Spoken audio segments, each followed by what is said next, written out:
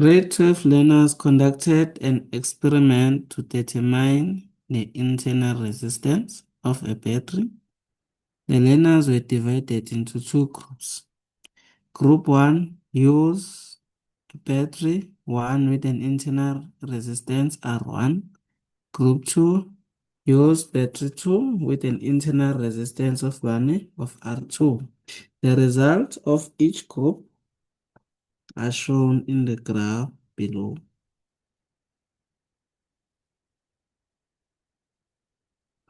So we have the result for group 1 and the result for group 2.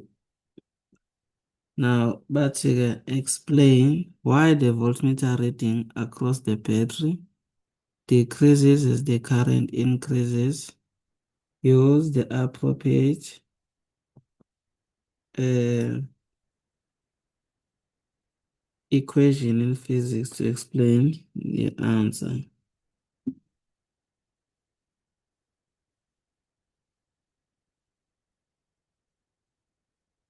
So explain why the voltmeter reading across the battery decreases as the current increases.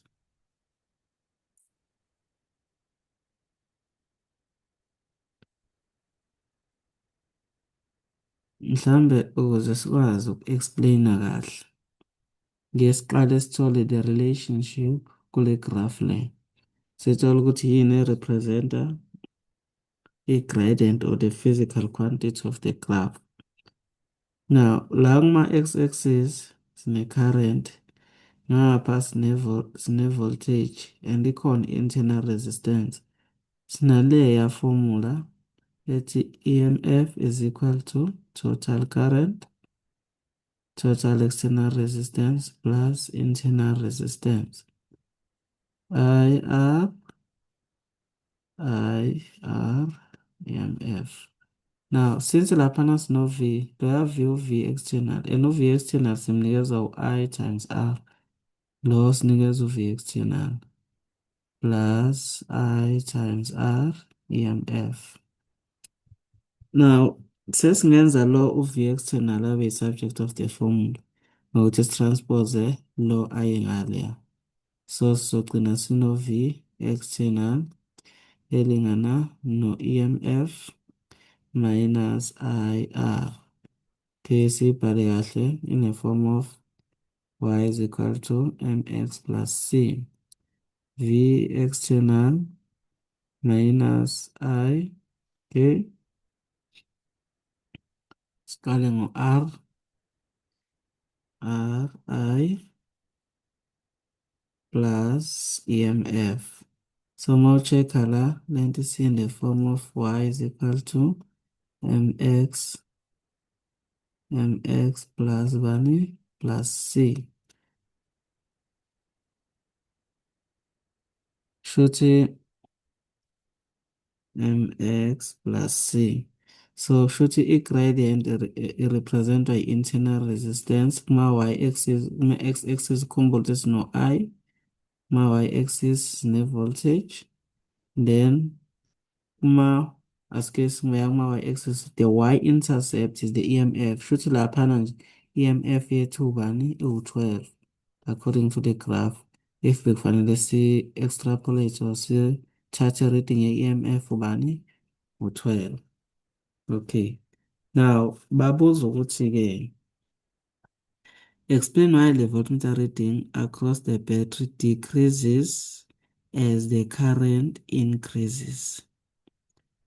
So, nakho kufanele ukwazi wena ukuthi i-resistance,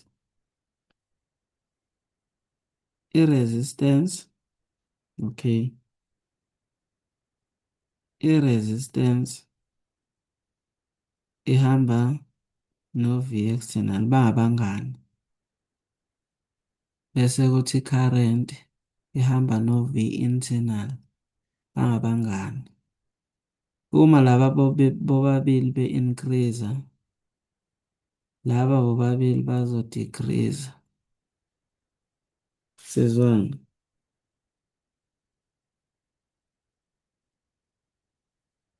So,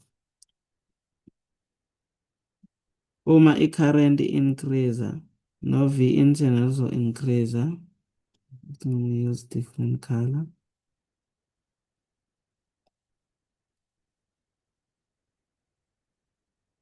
Uma i-current increase nomngani wakho uzo-increase, laba bazo-decrease bobabili. So, njengamanje bathi explain why the voltmeter reading across the battery decreases as the current increases. So nange bathi while loya decrease while lo increase. So wena usuzosho ukuthi when the current increases, V lost or V internal increases. Uma ngabe current increase nomngani wakhe lozo increase of V lost or internal voltage. Bese yasho ukuthi external voltage will decrease. Okunye-ke okufanele ukubalule ukuthi i-EMF and internal resistance will remain the same. Noma ungaqala nje ngakho. While EMF and internal resistance remain the same. Usuzobhala, ungabhali ama-arrow, ubhale nje ngegama ukuthi current increases, V internal increases, V external decreases, total resistance decreases. Bhala kanjalo. Loya mayi-increase, lo uzo-increase, loya decrease, nalo decrease. While EMF ne-internal resistance remains constant. But in this case, okay, masikhuluma experiment eyodwa, loya noba constant vele. Singabheki lama-group 1 no-group 2. So uzochaza kanjalo leya question leya. Uzosho ukuthi i-current izo-increase. Ku-increase no V lost or V internal. Bese decrease ini u-V external or external voltage. Bese qale ngokusho ukuthi labana ba-constant. Lo R kuzo-decrease uma decrease of external. Siyabonga-ke leyo ndawana.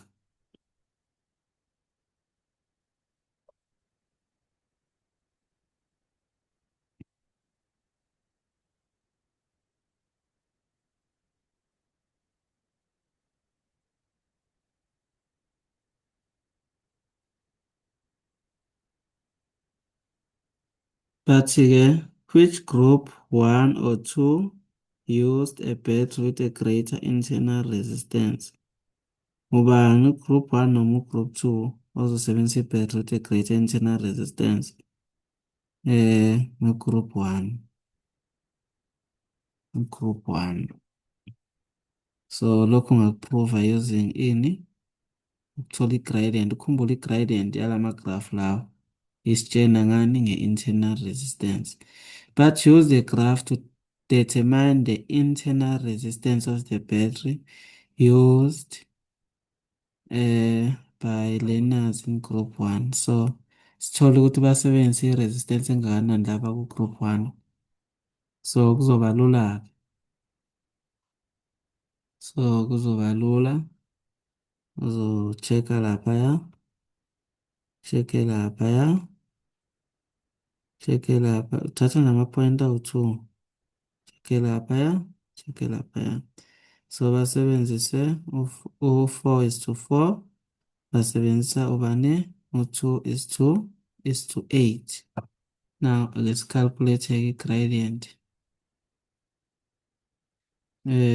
I-gradient or internal resistance over y2 minus y1 all over x2 minus x1.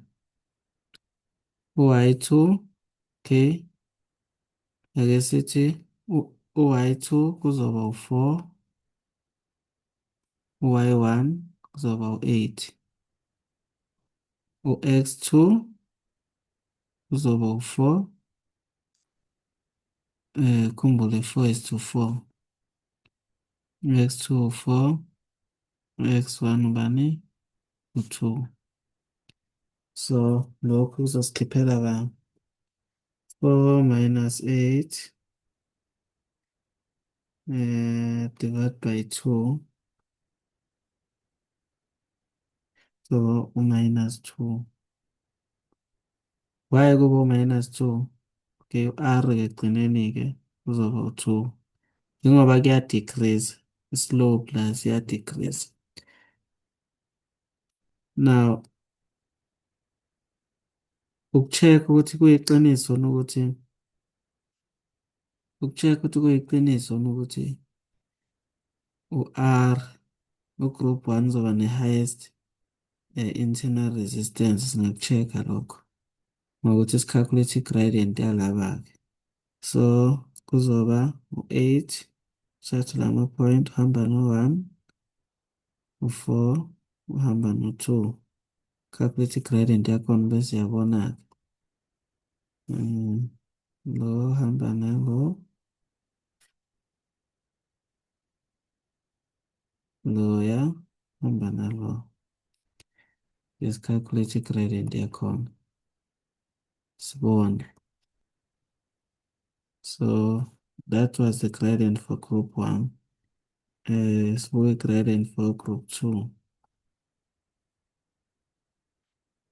R2 is equal to y2 minus y1 over x2 minus x1. Now y2 sotilo asikesile u4, y1 zo 8, x2 u2, x1 zo 1. So kuzoba ubani 4 minus 8 over 2 minus 1. 4 minus 8 over 2 minus 1. Ngenzani mina manje? Kuzoba minus 4. And ukhumbule phela minus 4 mncane kuno minus 2. So ingakho sithi lana bazoba ne-resistance enkulu. Okay.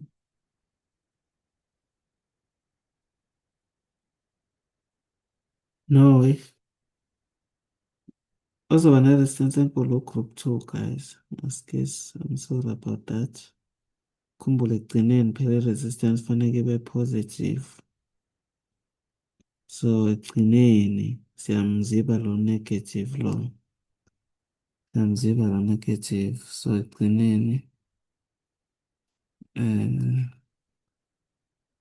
fanele sibhale i-answer ibe positive. So group 1, as group 2 has the highest resistance. So i-answer lapha ku-8.2 group 2. Ngiyaxolisa ngalokho.